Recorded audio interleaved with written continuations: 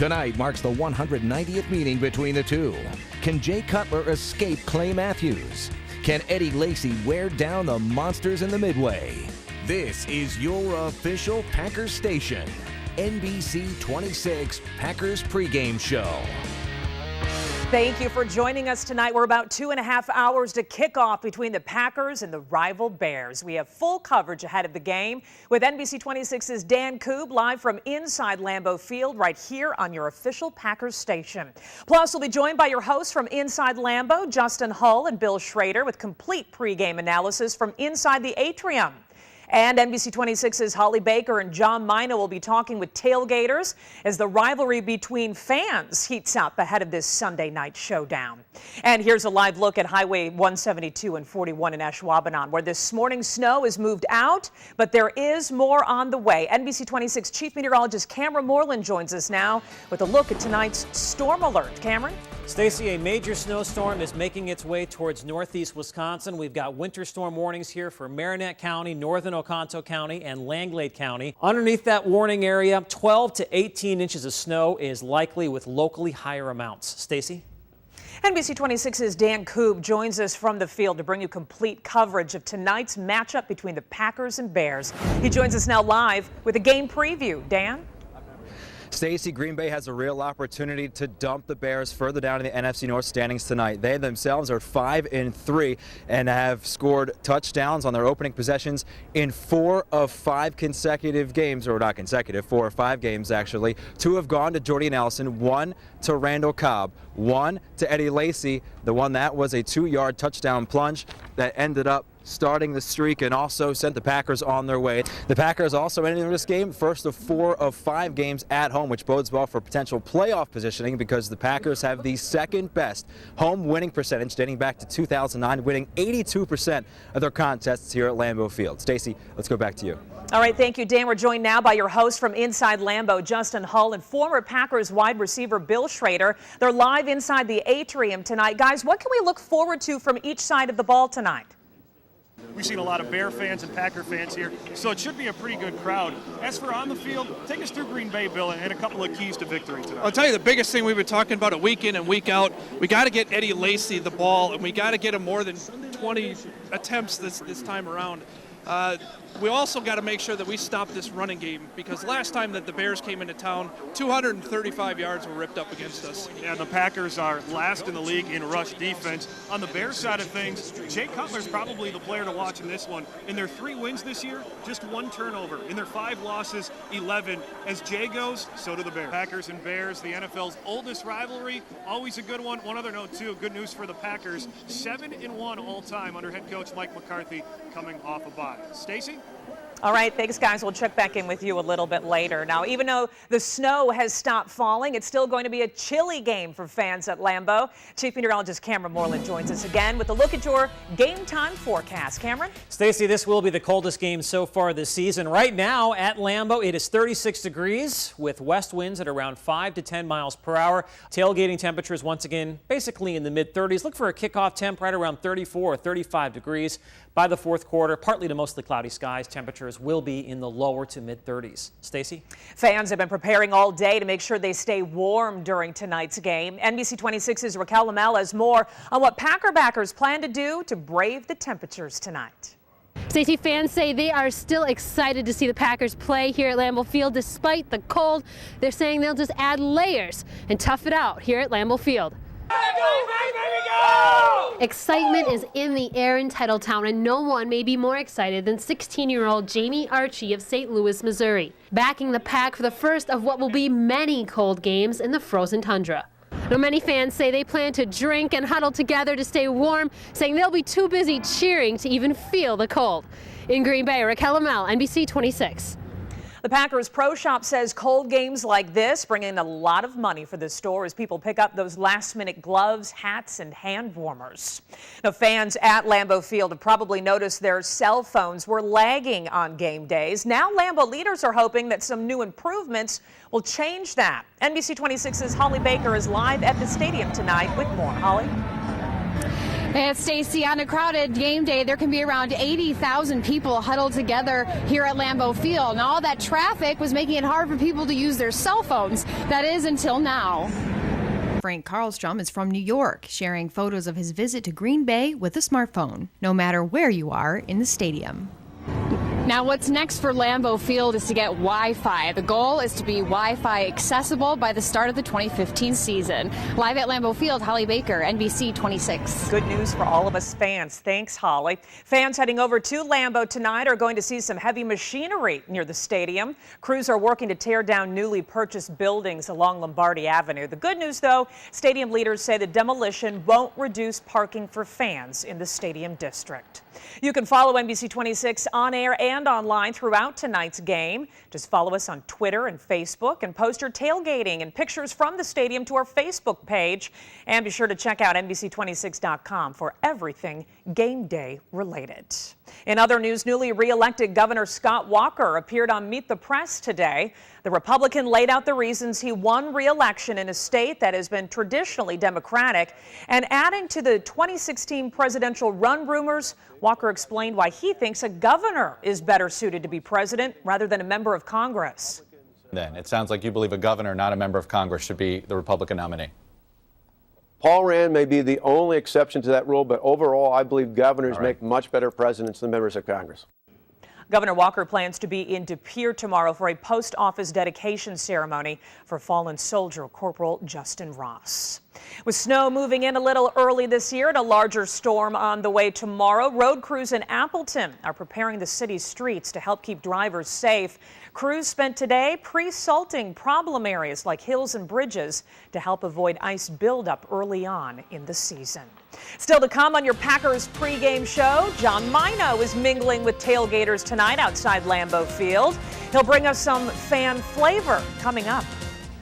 And it is snowing to beat the band right now across parts of central and northern Montana. That snow is headed towards Wisconsin.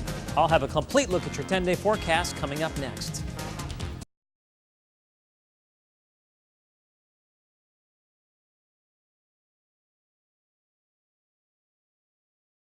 Welcome to your official Packers station with Justin Hall and Bill Schrader. The official game breakdown starts now on the NBC 26 postgame show. And welcome to Lambeau Field. The preseason finally over. He's Bill Schrader. I'm Justin Hall. We're talking about the Green Bay Packers' 34-14 victory over the Kansas City Chiefs. And as I mentioned before, Bill, the preseason's finally over. We get some regular season football right around the corner. Finally, we got the Seattle Seahawks.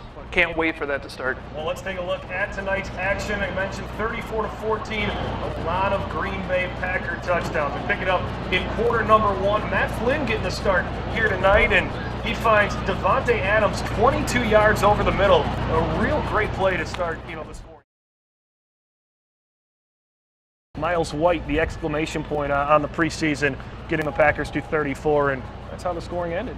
It was a great game to watch. I tell you, at times it wasn't eventful, but there was a lot of exciting plays. Yeah, a lot of exciting plays, a lot of young players making plays, maybe some big roster decisions coming up for the Green Bay Packers. Ted Thompson needing to be down to 53 players by Saturday at 3 o'clock. Well, let's go to Dan Koob inside of Lambeau Field. He's standing by. The crowd's rowdy, and as we mentioned before, Dan, everyone's thrilled the preseason's finally over.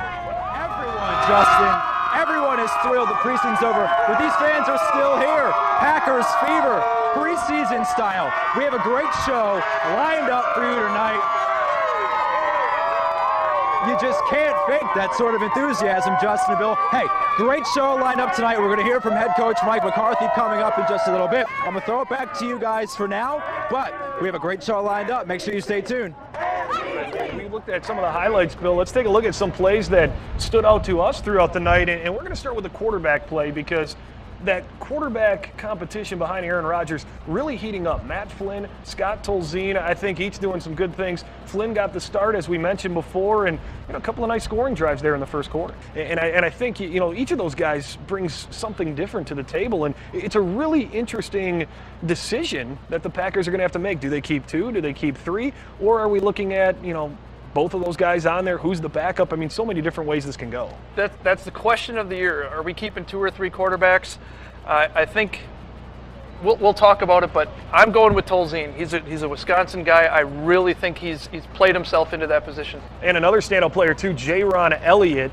Elliott 5 sacks in the preseason. He had another one tonight. He limped off the field for a little bit there. I think a lot of people were worried, Bill, but he came back on the field at the end. I'm sure a lot of people are happy. He'll be an interesting roster decision. He's had a great camp, and he really opened up my eyes today. He did a great job. You even alluded to him today that he's going to get a roster spot, and I think he did a great job. He had the sack.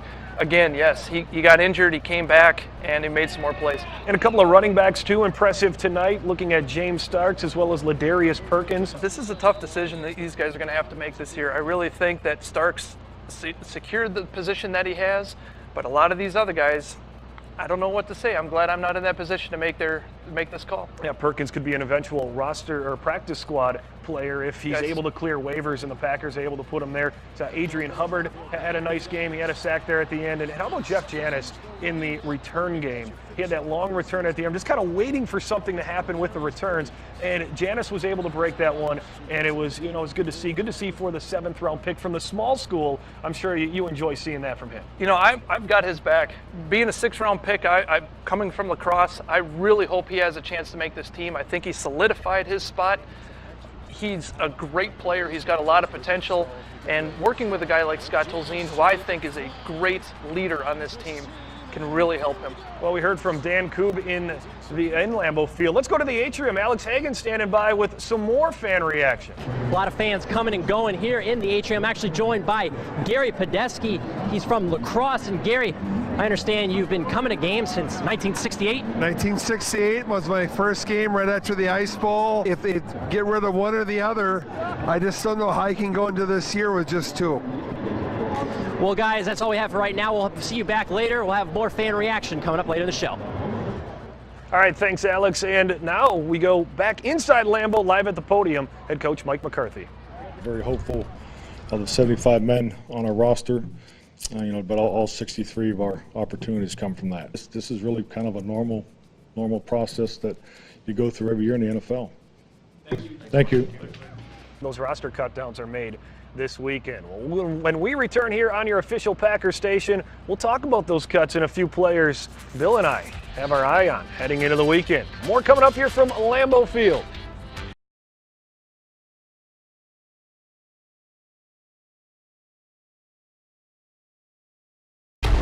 Our state has almost every type of extreme weather.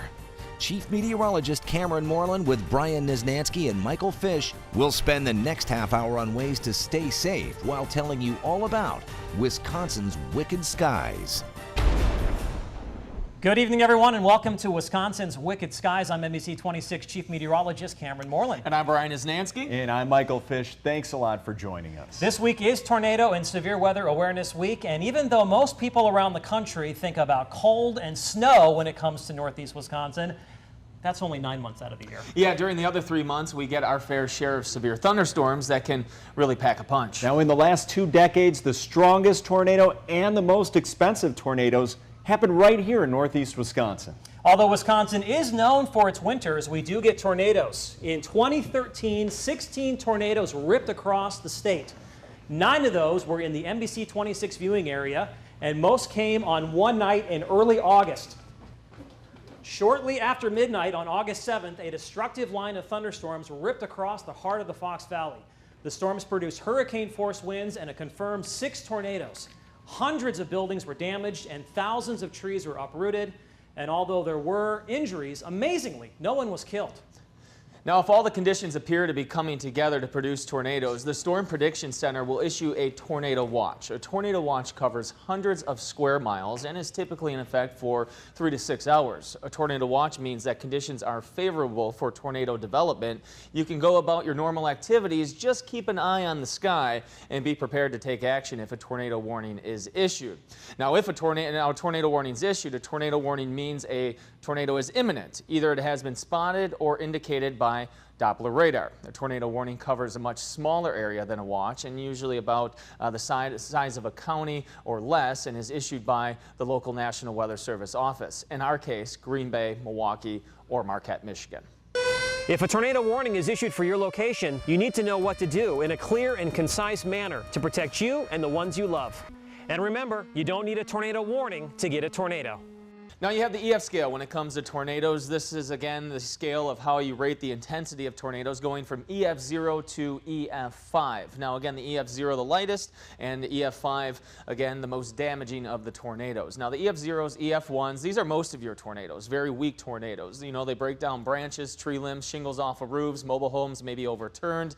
Then you start to get into the EF2s and EF3s. That's when you really start to see some of the big damage here. Roofs torn off, cars lifted off the ground. EF3 has the potential to severely damage large buildings, overturn a terrain. And then you start to get into the rarest of tornadoes and the strongest of tornadoes, an EF4 or an EF5. Well-constructed structures, either completely flattened or wiped out, Cameron. Well, Brian, Wisconsin averages about 24 tornadoes a year. We kind of sit on the far northeast side of Tornado Alley. Really, Tornado Alley is Nebraska down to Kansas into Oklahoma. But we do get tornadoes here, once again, on average about 24, and some of them can be destructive. If you want to learn more about how tornadoes form and some tornado climatology, go to NBC26.com and just click on the Weather tab. Now, during tonight's show, you'll have the chance to have your severe weather questions answered. Meteorologist Michael Fish is answering those questions live on Twitter right now. Cameron, Michael? I've been watching, of course, the Twitter account here. The first question tonight comes from Allie in Green Bay. She asked, what was the strongest tornado to hit northeast Wisconsin? Now, Allie, this is a good question, and thanks a lot for this. This is such a coincidence. I actually saw this particular tornado happen. It was July 18th, 1996, Fond du Lac County in the town of Oakfield. I'm sure everyone knows about that one. It was an F5. That's the strongest on the Fujita scale. The estimated speed of this F5, 265 miles an hour. Luckily, nobody died. Now, remember to tweet your questions at NBC26 hashtag Wisconsin Wicked Skies. Brian? Thanks, Michael. Yeah, if you enjoy taking pictures of weather around northeastern Wisconsin, whether it's rain, snow, thunderstorms, or sunshine, you can see your pictures on our air. Just take the picture, email it to icontribute@NBC26.com, and make sure you tell us where it was taken. Then watch for it on air during the NBC26 Today, NBC26 Live at 5 and 6 and 10 newscasts. You can also check out all the pictures on NBC26.com, and of course, safety first, Cameron. Well, still ahead on Wisconsin's Wicked Skies, did you know that straight line winds cause as much damage as tornadoes? Plus, we'll show you all the exciting things you can do to track a storm right at your fingertips on NBC26.com. We'll be right back.